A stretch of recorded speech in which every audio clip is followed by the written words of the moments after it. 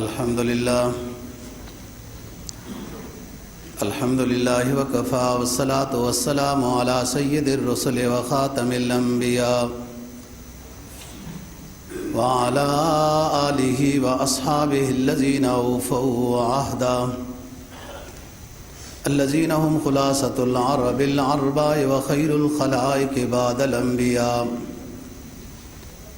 اما بعد فاعوذ باللہ من الشیطان الرجیم بسم اللہ الرحمن الرحیم لا خیر فی کثیر من نجواہم الا من امر بصدقۃ او معروف او اصلاح بین الناس ومن يفعل ذلك ابتغاء مرضات اللہ فسوف نؤتیہ اجرا عظیما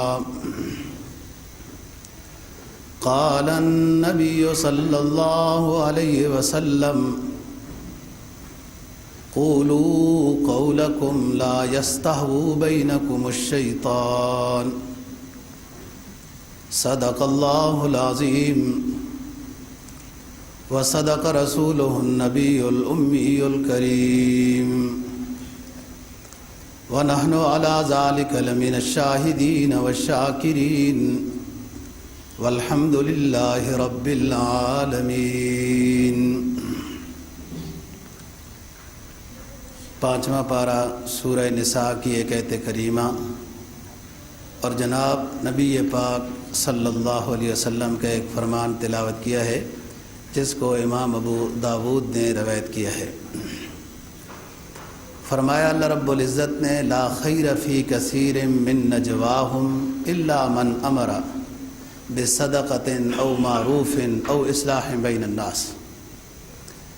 زیادہ گفتگو کرنے کا فائدہ نہیں ہے مگر یہ کہ تم گفتگو کرنا چاہتے ہو تو صدقہ خیرات کی بات کرو، چھپا کر سرگوشیاں کرنے کا بھی فائدہ نہیں، چھپا کر کچھ کرنا چاہتے ہو تو صدقہ چھپا کر کرو۔ زیادہ گفتگو کا فائدہ نہیں، اگر کرنا چاہتے ہو تو اچھی بات کسی کو کہو، حکمت اور پیار سے، برائی سے روکو، درد سے، یا اگر بات کرنی ہے تو کہیں جھگڑا ہو رہا ہے تو ان کے درمیان بات کر کے صلح کراؤ، او اصلاح بین الناس۔ ومن یفعل ذلک ابتغاء مرضات اللہ فسوف نؤتیہ اجرا عظیما۔ جو شخص یہ کام کرے گا جو ہم نے بتائے ہیں تو ہم فسوف نؤتیہ اجرا عظیما، ہم اس کو عنقریب اجر عظیم عطا فرمائیں گے۔ اصلاح کی بات کرتا ہے، اچھی بات کرتا ہے، یا سرگوشیاں فضول نہیں کرتا، چھپا کے بات مجلس میں کرنا اس کو پسند نہیں کیا گیا، چھپانے کو پسند کیا گیا ہے کہ صدقہ چھپا کر کرے۔ جناب نبی پاک صلی اللہ علیہ وسلم کے فرمان کا مفہوم یہ ہے، آپ نے فرمایا قولوا قولکم، قولوا قولکم لا یستہو بینکم الشیطان۔ تم جب باتیں کرتے ہو تو تھوڑا سا بات کرتے وقت سوچ لیا کرو کہ کہیں تمہاری باتوں کے درمیان شیطان تو نہیں آ گیا کہ وہ کچھ جھوٹ کی آمیزش کرا دے۔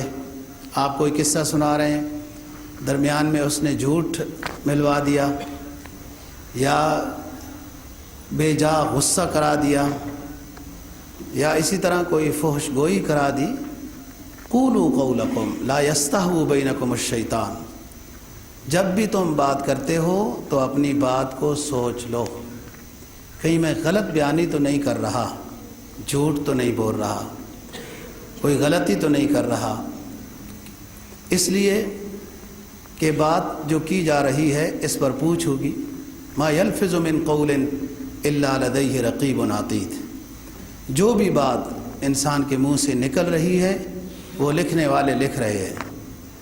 اچھی بات کہہ رہا ہے تو وہ نیکی لکھ رہے ہیں، اور بری بات جھوٹ بول رہا ہے، کچھ کہہ رہا ہے اس طرح غلط تو گناہ لکھا جا رہا ہے۔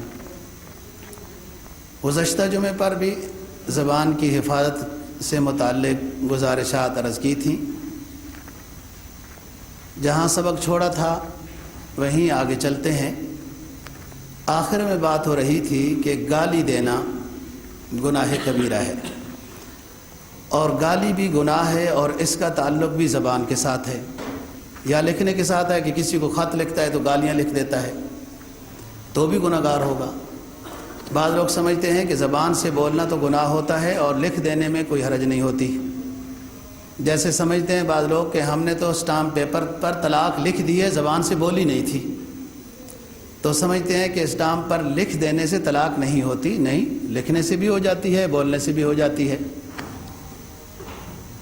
تو بات ہو رہی تھی کہ فرقہ ضالہ کے معبودوں کو بھی گالی دینا گناہ ہے۔ بے شک وہ گالی سے بھی برے ہیں، لیکن اپنی جہالت کی وجہ سے وہ تمہارے حقیقی معبود کو برا بھلا کہنے لگ جائیں گے۔ 7واں پارہ آخری رکوع۔ تو آپس میں گالی دینا کیسے جائز ہو سکتا ہے؟ گالی کسی معاملے کا حل نہیں ہے، کسی معاملے کا حل نہیں ہے۔ بے شک کسی نے غلطی بھی کی ہو تب بھی گالی اس کا حل نہیں ہے، اس کی کوئی تنبیہ ہے یا سزا ہے یا جرمانہ ہے، وہ الگ بات ہے۔ فرمایا سباب المؤمن فسوق وقتالہ کفر، مومن کو گالی دینا گناہ کبیرہ ہے، اور اگر کسی مومن کو کوئی مومن قتل کر دیتا ہے تو وہ کافروں والے عمل تک پہنچ گیا، خطرہ ہے کہیں کافر نہ ہو جائے، کہ اتنی بری چیز ہے۔ اور فرمایا کہ فحش گوئی، گالی جس کو کہتے ہیں، یا گندی بات، ان اللہ لا يحب الفاحش التفحش السیاح فی الاسواق، اللہ تعالیٰ پسند نہیں کرتا اس شخص کو جو گالیاں دیتا ہے، فحش باتیں کرتا ہے۔ بعض دفعہ ایک بات درست انداز میں کی جاتی ہے، کی جا سکتی ہے، لیکن بعض علاقوں کا ماحول یہ ہے کہ وہ بس گالی دے کے بات کرتے ہیں۔ ان اللہ لا يحب الفاحش التفحش السیاح فی الاسواق، گالی دینا، فحش گوئی، فضول باتیں، گندی باتیں درمیان میں لانا، اور خواہ مخواہ چیخے لگانا، کہ ایک بات آہستہ آواز میں کی جا سکتی ہے۔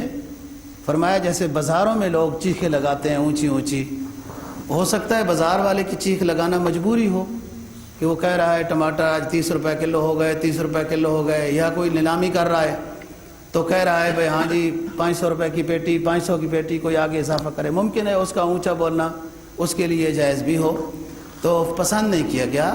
خواہ مخواہ چیخیں لگانا، ادب و احترام اور شائستگی کے ساتھ گفتگو کرنا سنت پیغمبرانہ ہے۔ آگے فرمایا ان الفاحش والتفحش، ان الفاحش والتفحش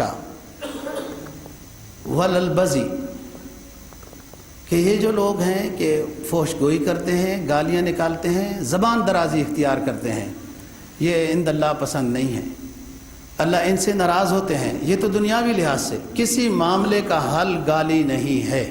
بس اگر کوئی شخص گالی دیتا ہے تو اس کے جواب میں گالی نہ دینا اسلام کا حکم ہے، اور حدیث میں آتا ہے کہ جب تک یہ شخص گالی جواب میں نہیں دیتا، اس کی مدد کے لیے من جانب اللہ درمیان میں فرشتہ کھڑا رہتا ہے جو اس کے لیے بد دعا کرتا رہتا ہے جو گالی دے رہا ہے، اور جب اس نے گالی دینا شروع کر دی ہے تو فرشتہ مدد والا اللہ کے حکم سے وہ ہٹ جاتا ہے۔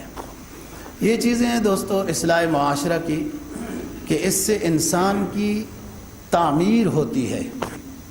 انسان صرف اس وجود کا نام نہیں ہے جو ہڈی اور گوشت سے بنایا گیا ہے، انسان اس کو کہتے ہیں جو نبی پاک صلی اللہ علیہ وسلم کی تعلیمات پر عمل کرتا ہے، تو پھر وہ انسان بنتا ہے جس کو انسانیت کہتے ہیں۔ اور یہی تعمیر سرکار دو جہاں صلی اللہ علیہ وسلم نے کی ہے حضرات صحابہ میں، کہ جس کو اقبال مرحوم کہتا ہے نا، جو خود نہ تھے راہ پہ وہ عالم کے ہادی بن گئے، وہ کیا نظر تھی جس نے مردوں کو مسیحا کر دیا۔ یہ تربیت ہے۔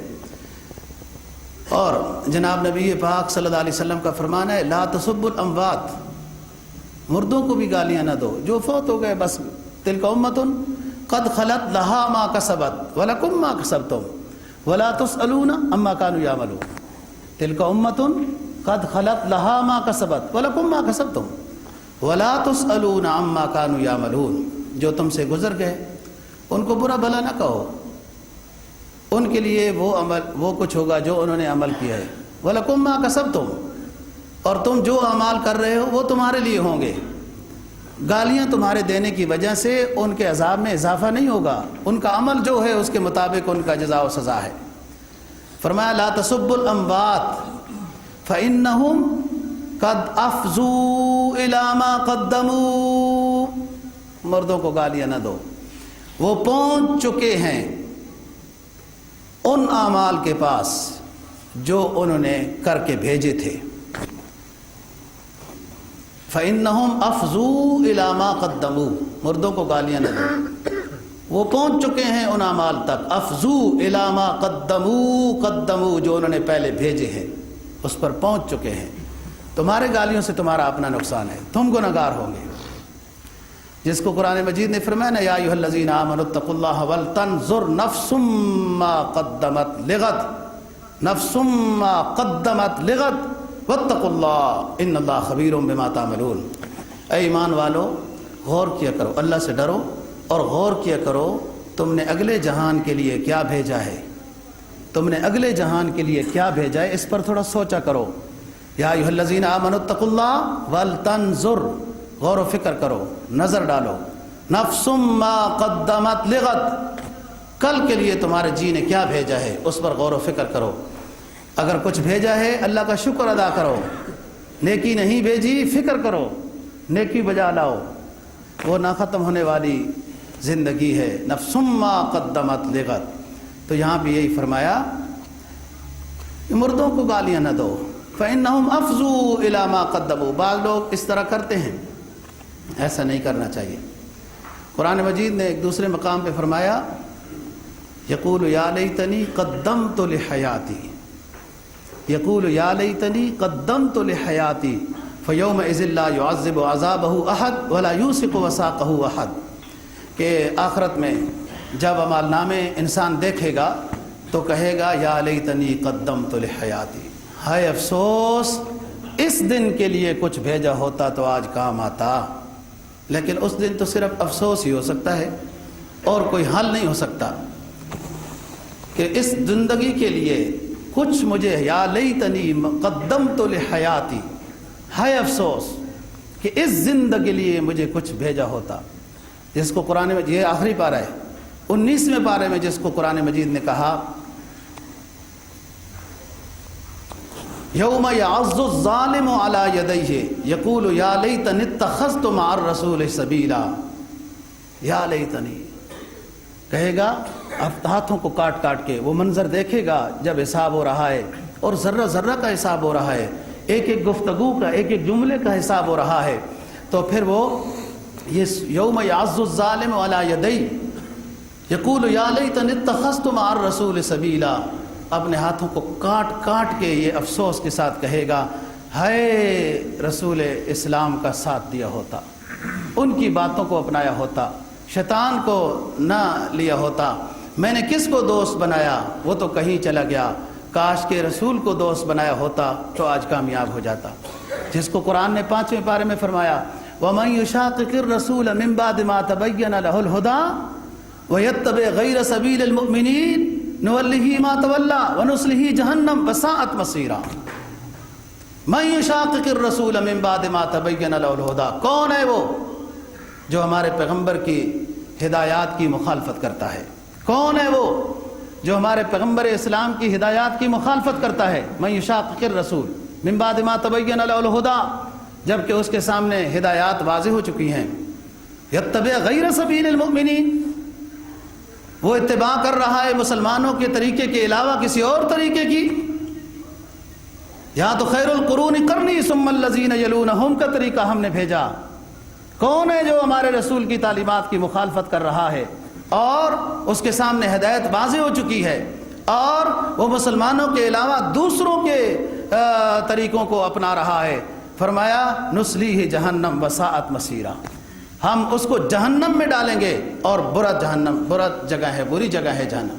مَن یُشَاقِقِ الرَّسُولَ مِن بَعْدِ مَا تَبَيَّنَ لَهُ الْهُدَىٰ وَيَتَّبِعْ غَيْرَ سَبِيلِ الْمُؤْمِنِينَ نُوَلِّهِ مَا تَوَلَّىٰ، جس نے رسول کے راستے کی مخالفت کی اور یتبع غیر سبیل المؤمنین، مومنین کے راستے کو چھوڑ کر کسی اور کے راستے کو اختیار کیا، نولیہ ما تولا، ہم ملا دیں گے اس بندے کو جس نے غیر مومنین کے راستہ اختیار کیا، ہم اس بندے کو ملا دیں گے انہی کے ساتھ جن کے ساتھ یہ محبت کر رہا تھا، جن کے طریقے کو یہ اختیار کر رہا تھا۔ بس نصلی جہنم وساعت مسیرہ۔ حدیث میں جناب نبی پاک صلی اللہ علیہ وسلم نے فرمانے، من تشبہ بقوم فہو منہم، من تشبہ بقوم فہو منہم، جو شخص جس کی روش اختیار کرتا ہے، مشابہت لے رہا ہے جس کی بھی، ایک تو طریقہ ہے نبی پاک صلی اللہ علیہ وسلم، حضرات صحابہ ایمان والوں کا ہے، اس نے کوئی اور راستہ اختیار کیا ہوا ہے۔ من تشبہ بقوم فہو منہم، جو کسی اور قوم کی روش، طرز، تہذیب کو اختیار کرتا ہے، ہم اس کو اسی کے ساتھ ملا دیتے ہیں۔ ایک صحابی نبی پاک صلی اللہ علیہ وسلم کی خدمت میں حاضر ہوتا ہے، عرض کرتا ہے، حضور مجھے آپ کے ساتھ بہت محبت ہے اور میرے پاس کوئی اتنی نیکی نہیں ہے، مجھے آپ اللہ رسول کے ساتھ، آپ کے ساتھ بہت محبت ہے اور میرے پاس کوئی نہیں ہے۔ تو آپ نے فرمایا کہ جس کے ساتھ محبت کرتے ہو حشر اسی کے ساتھ ہوگا، جس کے ساتھ محبت کرتے ہو حشر اسی کے ساتھ ہوگا۔ تو بات یہ ہے دوستو، من یشاقق الرسول، ہم مسلمان ہیں، قرآن اور حدیث ہمارے لیے جو اخلاق بھی بتا رہی ہے، تہذیب بھی بتا رہی ہے، کاروبار بتا رہی ہے، رہن سہن، شادی غمی، سب کچھ بتا رہے ہیں اسلام۔ پھر ہم دوسرے کے طریقے پر، وضع میں تم نصارہ ہو تمدن میں یہود، یہ وہ مسلمان ہیں جسے دیکھ کر شرمائے یہود، اقبال مرحوم کہہ گیا، وضع میں تم نصارہ ہو تمدن میں ہنود، یہ وہ مسلمان ہے جسے دیکھ کر شرمائے یہود۔ کافر بھی آج مسلم کو دیکھ کر شرمانے لگ گیا کہ اس نے بھی اپنے پیغمبر کی تعلیمات کو اور ہدایات کو چھوڑ دیا۔ تو میں بات کر رہا تھا، لا تسبوا الاموات فانہم افضوا الی ما قدموا، مردوں کو برا نہ کہو جو چلے گئے دنیا سے، اپنے اعمال لے کے گئے، تمہارے برا کہنے سے ان کو عذاب میں اضافہ نہیں ہوگا، وہ اپنے ان اعمال کے پاس پہنچ چکے ہیں جو انہوں نے پہلے بھیجے ہیں، تم اپنے اعمال اچھے بھیجو، پھر ان کے پاس تمہاری بھی ملاقات ہو رہی ہے اپنے اعمال کے ساتھ۔ اگلے فرمان میں فرمایا، لا تسبوا الاموات فتؤذوا به الاحیاء، مردوں کو برا نہ کہو، اس سے تم مرنے والوں کے زندہ رشتہ داروں کو ایذا پہنچا رہے ہو، مردوں کو گالیاں نہ دو، اس سے تم مرے ہوئے جو ان کے رشتہ دار ہیں ان کو ایذا دے رہے ہو۔ اور من سلم المسلمون من لسانہ ویدہ، المسلم من سلم المسلمون من لسانہ ویدہ، مومن تو وہ ہوتا ہے کہ اس سے دوسرے مسلمان کو ایذا نہیں ہوتی۔ اب خواہ مخواہ ان کے رشتہ داروں کو ایذا پہنچا رہے ہو، بس وہ اللہ کے پاس پہنچ چکے ہیں۔ اور ایک حدیث میں جناب نبی پاک صلی اللہ علیہ وسلم نے، ظاہر ہے کہ آپ خاتم النبیین ہیں، آپ کے جو فرمان ہیں وہ قیامت تک رہنے والے ہیں، سب فرقوں کے لیے ہدایت کا پیغام لے کے آئے ہیں۔ فرمایا، یا ایھا الناس احفظوا فی لسانہم فی اصحابی و اخوانی و اسہاری لا تسبوا الناس واذا مات الرجل وَإِذَا مَاتَ الرَّجُلُ فَاذْكُرُوا مِنْهُ خَيْرًا، اے لوگو اپنی زبانوں کو کنٹرول میں رکھو، میرے صحابہ کے بارے میں، میرے امتیوں کے بارے میں، میرے دامادوں، میرے خاندان آل بیت کے بارے میں، اے لوگو اپنی حفاظت، اپنی زبانوں کو کنٹرول میں رکھو، میرے صحابہ کے بارے میں، میرے رشتہ دار آل بیت کے بارے میں، میرے مسلمان بھائیوں کے، میرے امتیوں کے بارے میں، فی اسحاری، میرے دامادوں کے بارے میں، اور کسی کو بھی گالی نہ دو، کسی کو بھی گالی نہ دو۔ اور جب کوئی شخص فوت ہو جاتا ہے تو تم اگر خامخواہ ہی کچھ کہنا چاہتے ہو تو فَاذْكُرُوا مِنْهُ خَيْرًا، اس کے بارے میں اچھی بات کہو، اچھی بات کہو، آگے معاملہ تو اس کا اپنے عمل اور ایمان کے مطابق ہوگا۔ ایک حدیث میں جناب نبی پاک صلی اللہ علیہ وسلم کا فرمان ہے، جس کو علامہ ابن جوزی نے شرح میں جو بات کہی وہ بھی کرتا ہوں۔ ایک شخص فوت ہو جاتا ہے، کچھ لوگ اس کے بارے میں باتیں کریں یہ بہت اچھا آدمی تھا، بڑا نیک پرہیزگار تھا، خدمت خلق والا تھا، پڑوسیوں کے ساتھ بڑا اچھا تھا۔ فرمایا چند بندوں نے اگر اس کی تعریف کر دی، چند بندوں نے، علامہ ابن جوزی کہتے ہیں چند بندوں سے مراد خود نیک بندے ہیں، چند بندوں سے مراد نیک بندے ہیں۔ ایک شرابی مر گیا، اس کے جو دوست ہم نشین تھے شراب پینے میں، تو وہ شرابی دوست کے بارے میں یہی کہیں گے بڑا اچھا بندہ تھا، کبھی کبھی مفت پلا دیتا تھا۔ ان کی تعریف کا اعتبار نہیں ہے۔ جو شخص فوت ہو گیا اس کے پیچھے اچھے نیک صلحاء جب تعریف کر لیں کہ یار معاشرے کا اچھا انسان تھا، نیک پرہیزگار بھی تھا، پڑوسیوں کے حقوق میں اچھا تھا، خدمت خلق والا تھا، فرمایا قد وجبت۔ اور ایک شخص فوت ہوا، اچھے لوگ صلحاء لوگ وہ کہہ رہے ہیں کہ اللہ نے جو فوت ہو گیا اس کی شر سے لوگوں کو محفوظ کر دیا، برا شخص تھا، اللہ نے اس کی شر سے لوگوں کو محفوظ کر دیا۔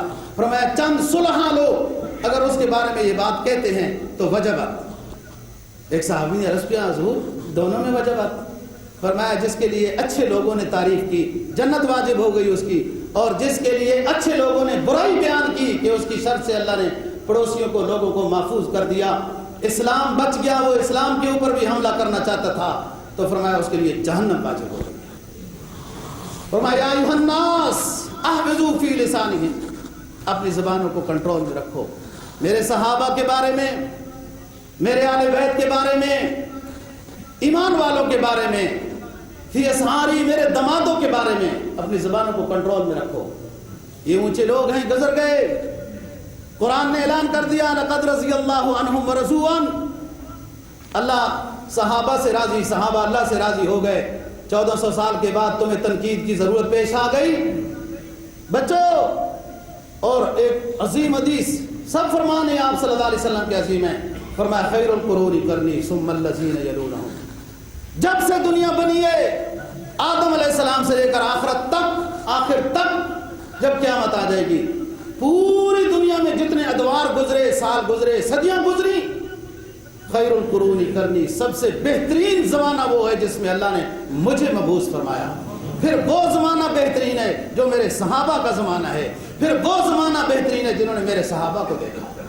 تو آج یوں باتیں کرتے ہیں لوگ، فرمایا اپنی زبانوں کو کنٹرول میں رکھو، میرے صحابہ کے بارے میں، میرے آل بیت کے بارے میں، اور تمہیں گالیوں کے لیے اور تمہیں بدنامیوں کے لیے، فوش گوئی کے لیے کوئی ملا ہی نہیں، ملا ہی تمہیں اصحاب رسول ہے یا اہل بیت رسول ہے یا اور ایمان والے لوگ، ہرگز نہیں۔ ایک حدیث میں جناب نبی پاک صلی اللہ علیہ وسلم کا فرمان ہے، جو شخص اللہ کے نیک بندوں کے بارے میں گوئی گفتگو کرتا ہے، نیک بندوں کے، صحابہ کی بات نہیں، وہ اونچے لوگ ہیں، وہ تو سند لے کے آئے رضی اللہ عنہ ورضوا عنہ، ہمارے پاس تو سند نہیں ہے، امید لگا کے بیٹھے ہیں، وہ سند لے کے آئے، قرآن اعلان کر چکا ہے۔ فرمایا حدیث میں سرکار دو جہاں صلی اللہ علیہ وسلم نے، میرے اللہ فرماتے میرے نیک بندے کو جو برا بھلا کہتا ہے، میرے نیک بندے کو جو برا بھلا کہتا ہے، فرمایا کہ خطرہ ہے یہ شخص، خطرہ ہے یہ شخص کہ اس کا خاتمہ بالایمان نہ ہو، خاتمہ بالایمان نہ ہو۔ نیک بندے کی بدنامی کا مطلب کیا ہے؟ کہ اس کو اسلام سے چڑ ہے، اس کو داڑھی سے چڑ ہے، اس کو علم دین سے چڑ ہے، اس کو قرآن سے چڑ ہے، اور علم دین اور قرآن ہے کس کا؟ سرکار دو جہاں صلی اللہ علیہ وسلم کے قلب اطہر پہ نازل ہوا۔ نیک اور صلحاء لوگوں سے اور چڑ کیا ہوتی ہے؟ یہی چڑ ہے کہ یہ دین کیوں پھیلا رہے ہیں، یہ اسلام کی بات کیوں کر رہے ہیں، لوگوں کو فحش اور بے حیائی سے روک کیوں رہے ہیں، یہ کیوں ایسی باتیں کرتے ہیں؟ ہم جس آزاد سیلاب کو لے کے چل رہے ہیں یہ اس سیلاب کے لیے سدباب نہ بنے، یہی چڑ ہے ان کو۔ تو فرمایا خطرہ ہے یہ اس شخص کا، ہو سکتا ہے کہ خاتمہ بالایمان نہ ہو۔ فرمایا حدیث میں جناب نبی پاک صلی اللہ علیہ وسلم کہ ان الجنت لغرفا، ان الجنت لغرفا، جنت میں کچھ کمرے ہیں، غرف، رہائش کے کمرے کو غرف کہتے ہیں۔ یرا ظاہرها من باطنها ومن باطنها ظاہرها،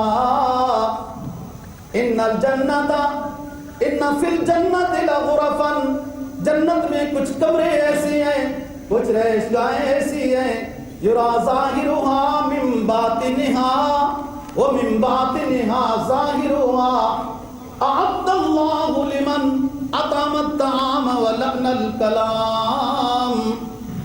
جنت میں کچھ محل ایسے ہیں، کچھ کمرے ایسے ہیں کہ جو اندر سے باہر نظر آتا ہے، باہر سے اندر نظر آتا ہوگا. اور یہ اللہ نے تیار کر کے رکھے ہیں یہ غرفاء ان لوگوں کے لیے جو کھانا کھلاتے ہیں اور اپنی زبان سے ہمیشہ شائستگی کے ساتھ گفتگو کرتے ہیں، اچھی زبان استعمال کرتے ہیں. ہم تو اپنوں کو بھی اور اپنے اسلاف کو بھی جو نبی کے شاگرد ہیں وہ بھی ہماری زبانوں سے محفوظ نہیں رہتے. بڑی رسوائی کی بات ہے، ان کا کوئی نقصان نہیں. بڑی رسوائی کی بات ہے اپنے لیے، ان کا کیا نقصان. تو بات گزشتہ موضوع جو چھوڑا تھا کہ گالی نہیں دینا، تو اسی میں اپنے آپ کو بھی، اپنے اسلاف کو بھی، اموات کو بھی. اور ایک کہ فضول گوئی کہ جس کا دین اور دنیا کے لحاظ سے کوئی فائدہ نہیں ہے. فرمایا طوبى لمن امسك الفضل من لسانه وانفق الفضل من ماله. خوشخبری اس شخص کے لیے ہے جس نے فضول باتوں سے اپنی زبان کو روک لیا اور جس نے فالتو چیز کو اللہ کے راستے میں خرچ کر دیا. بندہ غور و فکر کرے، میرے پاس فالتو چیز کیا ہے؟ بھائی 5-7 جوڑے نئے بنا لیے، 1-2 پرانے کسی کو دے دو، ثواب ہوگا. پڑے سے کیا فائدہ ہوگا؟ اور نئے بھی دو، حدیث میں نئے بھی ہے اور یہ بھی ذکر ہے. وہ اونچا مقام ہے. یسألونک ماذا ينفقون قل العفو. صحابہ کے مقام کو پہنچنا بہت اونچی بات ہے. صحابہ نے پوچھا حضور کتنا خرچ کرنا چاہیے؟ یسألونک ماذا ينفقون، کتنا خرچ کرنا چاہیے؟ فرمایا قل العفو، جو ضرورت سے زیادہ اللہ کے راستے میں دے دو. کوئی ہوتا ہے یہ کہ ہر فالتو چیز، یہ مقام احسان ہے، مقام ابو بکر ہے، یہ نہیں. مطلوب یہ آپ اپنی ضرورت کا رکھ کے پھر خرچ کرو. ہم اس موضوع پہ کبھی گفتگو کریں گے، لیکن یہ بہت اونچا مقام ہے. جو بھی فالتو ہے وہ خرچ کر دو، یہی تو مقام ہے. نبی پاک صلی اللہ علیہ وسلم حضرات ازواج مطہرات اور کثیر حضرات صحابہ کرام رضی اللہ عنہ کا، آپ نے پوری زندگی میں آپ کے اوپر زکوٰۃ فرض نہیں ہوئی. آپ جوڑتے تو زکوٰۃ فرض ہوتی ہے، وہ تو سال حولان حول کے بعد زکوٰۃ فرض ہوتی ہے. لیکن عام مسلمان کو یہ حکم ہے اپنی ضرورت کے لیے کچھ کل کے لیے بھی رکھ سکتا ہے، لیکن اللہ کے راستے کو بھی دینا نہ بھول جائے. فرمایا حدیث میں جناب نبی پاک صلی اللہ علیہ وسلم کا فرمان، من کثر کلامہ کثر سقطہ، من کثر سقطہ کثر ذنوبہ، من کثر ذنوبہ کانت النار اولا بھی، کانت النار اولا بھی. جو زیادہ فضول باتیں کرتا ہے اس سے غلطیاں زیادہ ہوتی ہیں، جس سے غلطیاں زیادہ ہوتی ہیں اس کے گناہ زیادہ ہوتے ہیں، جس کے گناہ زیادہ ہوتے ہیں تو پھر جہنم ہی اس کے لیے زیادہ بہتر ہے. اور بہت ساری غلطیاں جو زبان سے ہو رہی ہیں اور اس سے کوئی فائدہ بھی نہیں ہو رہا، خواہ مخواہ گفتگو کے اندر ایسی باتیں داخل کر دیتے ہیں کہ جس سے بعض دفعہ لوگ ہنستے ہیں. بڑے جناب دنیا کو خوش کرنے کے لیے لوگ جواز کیا پیش کرتے ہیں؟ ہم پروگرام بنا رہے ہیں، پروگرام منعقد کرتے ہیں، ہنساتے ہیں دکھے دلوں کو، ہنساتے ہیں دکھے دلوں کو. فرمایا ان الرجل، حدیث پاک، ان الرجل یتکلم بالکلمۃ یضحک بها جلساءہ. ایک شخص ہے وہ گفتگو کرتا ہے، کبھی کس کی ڈھنگ میں آتا ہے، کبھی کس کے رنگ میں آتا ہے، کبھی ڈمی موضوع کیا کہتے ہیں وہ اس میں آتا ہے، کبھی کس کی شکل بن کے آتا ہے. کیوں؟ یضحک بها جلساءہ، کہ اس کے ذریعے سے جلساء کو، بیٹھنے والے دیکھنے والوں کو وہ ہنسائے. فرمایا اپنے آپ کو جہنم کے لیے تیار کر رہا ہے. ہاں اللہ نے، اللہ کے حبیب نے دکھے دلوں کے لیے دوا بھیجی ہے. یا ایھا الناس قد جاءتکم موعظۃ من ربکم وشفاء لما فی الصدور. فرمایا یا ایھا الناس قد جاءتکم موعظۃ من ربکم وشفاء لما فی الصدور. اے لوگو، اللہ نے تمہارے ظاہر و باطن کے لیے دوائی بھیجی ہے جس سے تمہارا ظاہر بھی درست ہوگا، تمہارا قلب بھی سکون پائے گا، وہ ہم نے اپنے آخری حبیب پر اپنی آخری کلام بھیجی ہے۔ شفاء لما فی الصدور ہے۔ جب غمگین ہو جاؤ، دل بند ہو جائے، پریشانیاں گھر کر لیں، مضطرب ہو جاؤ، باوضو ہو کے اللہ کا کلام کھول لو، پڑھنا نہیں جانتے ہو تو ان نورانی حروف کو دیکھنے لگ جاؤ، اللہ تمہاری پریشانیوں کو دور کر دے گا۔ پریشانیوں کو دور کرنے کا حل یہ ہے، جھوٹ بول بول کر، مسخرانہ گفتگو کر کر کے لوگوں کو ہنسانا تو گناہ کبیرہ کرنا ہے، اور وہ ہنسنا کیا ہے؟ قرآن تو کیا کہتا ہے؟ فرمایا فَلْيَضْحَكُوا قَلِيلًا وَلْيَبْكُوا كَثِيرًا جَزَاءً بِمَا كَانُوا يَكْسِبُونَ۔ او ایمان والو ہنستے کیوں ہو؟ او پاکستانیوں زیادہ ہنستے کیوں ہو؟ کشمیر آزاد کر چکے ہو۔ او پاکستان والے مسلمانوں ہنستے کیوں ہو؟ کیا تم نے برما کی مظلوم داستانوں کی فریاد رسی کر رکھی ہے؟ او مسلمانوں تم ہنستے کس خوشی میں ہو؟ شام کی عورتوں نے اپنے در و دیوار پہ لکھا ہوا ہے کہ ظالموں نے ہمارے تبسم کو چھین لیا ہے، میرے رب بھیج سلطان صلاح الدین ایوبی، بھیج میرے رب کوئی محمد بن قاسم، بھیج میرے رب کوئی خالد بن ولید جو ہمارے چھینے ہوئے تبسم کو واپس لے آئے۔ اور مسلمانوں ہنستے کس بات پہ ہو؟ دنیا تمہیں جس طرح چاہتی ہے کوٹتی جا رہی ہے، پیستی جا رہی ہے، غیرت کو دباتی جا رہی ہے، تمہارے جنازے اٹھاتی جا رہی ہے، تمہیں چٹنی کی طرح پیستے جا رہی ہے، تمہارا پرسان حال کوئی نہیں ہے۔ قرآن اعلان کرتا ہے فَلْيَضْحَكُوا قَلِيلًا وَلْيَبْكُوا كَثِيرًا۔ تھوڑے ہنسا کرو، ہنستے کیوں ہو؟ عارضی زندگی لے کے آئے ہو، ہنسنے کی جگہ اور ہے، زیادہ رویا کرو۔ اس دنیا میں ندامت کے دو آنسو، اس دنیا میں ندامت کے دو آنسو جہنم کے انگاروں کو بجھا دیں گے۔ فَلْيَضْحَكُوا قَلِيلًا وَلْيَبْكُوا كَثِيرًا وَلْيَبْكُوا كَثِيرًا۔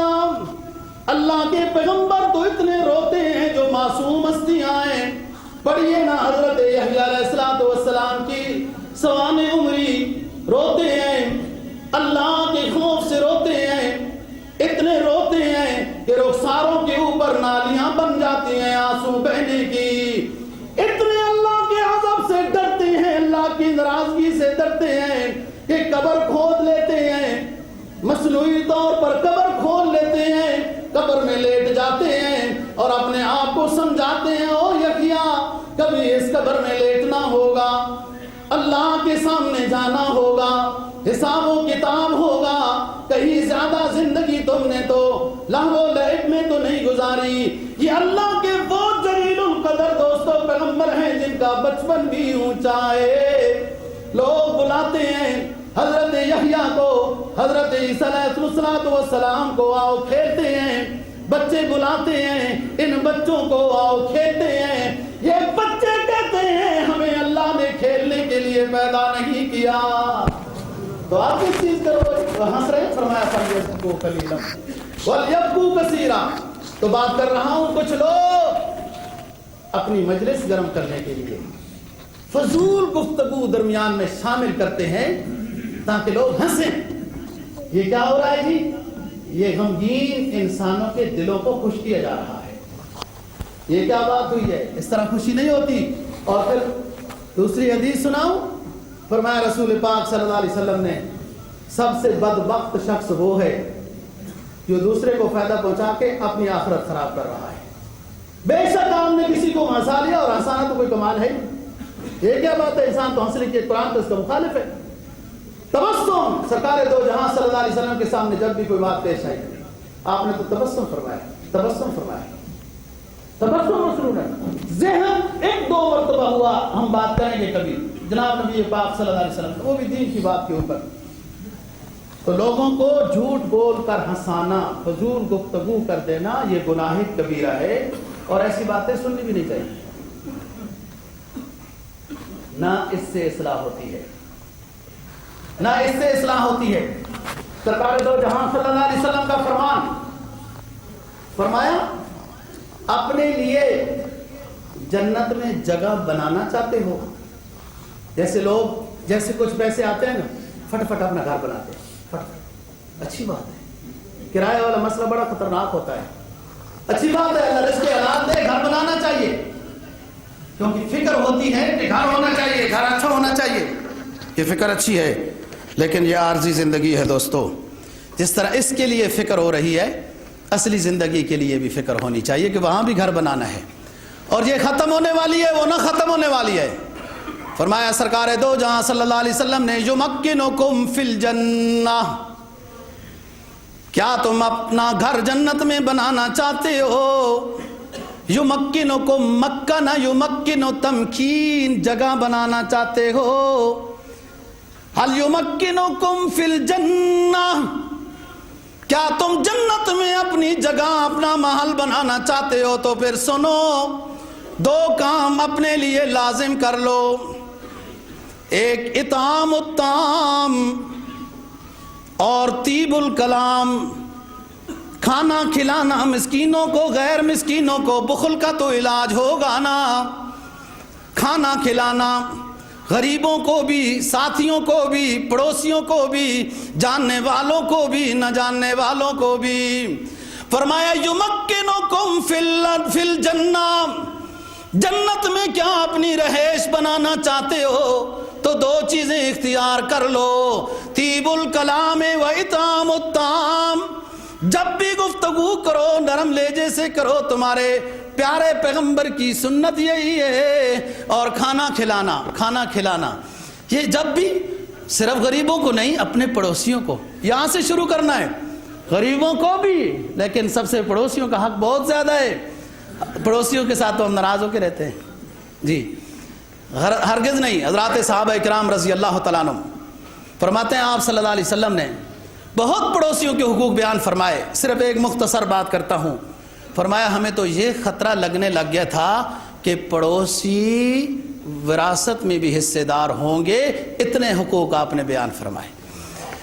تو کھانا کھلاؤ پڑوسیوں کو، اور دفتر والے ساتھیوں کو، جاننے والوں کو، نہ جاننے والوں کو، اس میں غرباء کو بھی کھلاؤ، اور طیب الکلام، اچھی گفتگو۔ تربیت نہیں ہوتی دوستو، تربیت نہیں ہوتی، جس کی وجہ سے پھر اچھی گفتگو کی عادت نہیں ہوتی، کنٹرول کرنا پڑتا ہے۔ تربیت حاصل کی حضرات صحابہ کرام رضی اللہ تعالیٰ، تربیت حاصل کی ہے، اونچے استاد تھے، استاد اونچا ہوتا ہے، شاگرد اونچا بنتا ہے، اونچے لوگ بن گئے، جو اب بھی تربیت حاصل کرنا چاہتا ہے وہ شخص اونچا بن جائے گا۔ زیادہ گفتگو، گالیوں والی گفتگو سے بچو۔ تیسری چیز جھگڑالو، حدیث میں جناب نبی پاک صلی اللہ علیہ وسلم نے، اللہ تعالیٰ نے اپنی کلام میں جھگڑالو کو پسند نہیں فرمایا، ان ابغض الرجال الی اللہ الالد الخصام، فرمایا جو شخص جھگڑا کرتا ہے، بس ہر بات پہ جھگڑا، اب بار بات اتنے مشہور ہوتے، دور سے بچو جھگڑا، الد الخصام سے اللہ ناراض ہوتا ہے۔ فرمایا من جادل فی خصومت بغیر علم لم یزل فی سخط اللہ تعالی حتی ینزع، جو شخص بلا وجہ جھگڑا کرنا رہتا ہے، بلا وجہ جھگڑا کرتا رہتا ہے، کوئی حق بھی نہیں ہے اس کا، مسلسل اللہ کی ناراضگی اس پر برستی رہتی ہے، یہاں تک کہ جھگڑا کرنا چھوڑ دے، یہاں تک کہ جھگڑا کرنا چھوڑ دے، ورنہ اللہ کی ناراضگی میں ہے، اللہ کی ناراضگی میں ہے۔ حدیث میں جناب نبی پاک صلی اللہ علیہ وسلم کا فرمان ہے دوستو کہ جو شخص، جو قومیں جھگڑے میں مبتلا ہو جاتی ہیں آپس میں، گمراہی ان کا مقدر بن جاتی ہے۔ جو جھگڑا کرنے لگ جاتی ہیں قومیں آپس میں ذرا سی بات پر، تو گمراہی ان کا مقدر بن جاتی ہے۔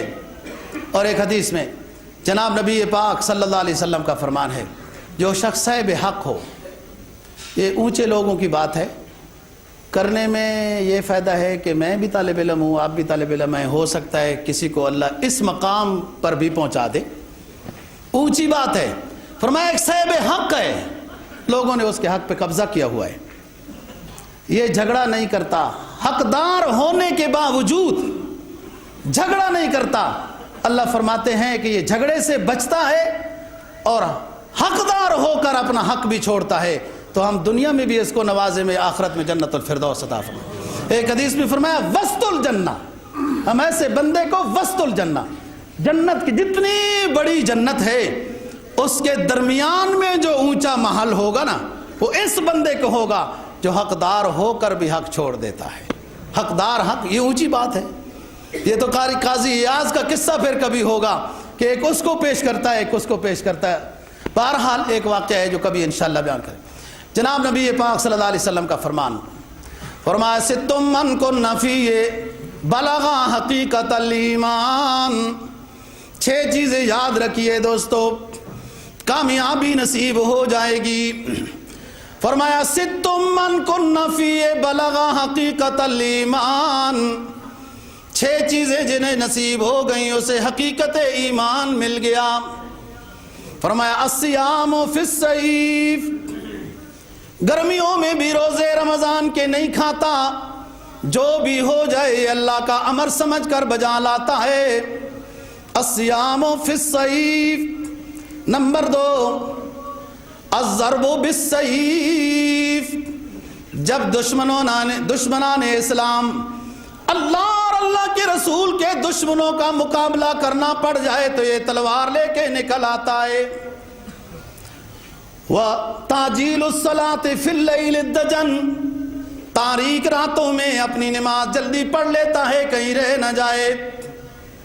وَالصَّبْرُ عَلَى الْمُصِيبَةِ، چوتھی چیز یہ ہے کہ یہ صبر کرتا ہے ہر مصیبت پر۔ 5ویں چیز یہ ہے اسباغ الوضوء علی المکار، پانی ٹھنڈا ہے، طبیعت نہیں چاہتی ہے لیکن پھر بھی یہ تسلی سے وضو بناتا ہے۔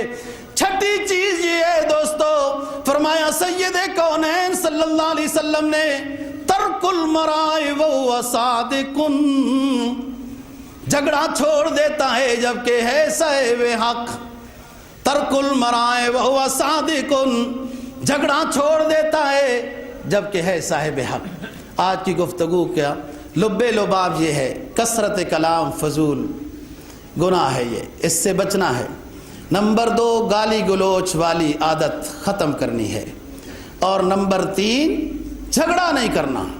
اگر 10 روپے 100 روپے 50 روپے اوپر نیچے کچھ ہو بھی جاتا ہے کوئی بات نہیں ہے، رزاق وہ ہے جو دیکھ رہا ہے، آپ کو اللہ خوب عطا کرے گا۔ آپ جھگڑے سے بچے ہیں، اسلامی تعلیمات کو ترجیح دی ہے، اللہ عطا کرنے والا ہے۔ اللہ دین کی سمجھ اور عمل کی توفیق نصیب فرمائے۔ وآخر دعوانا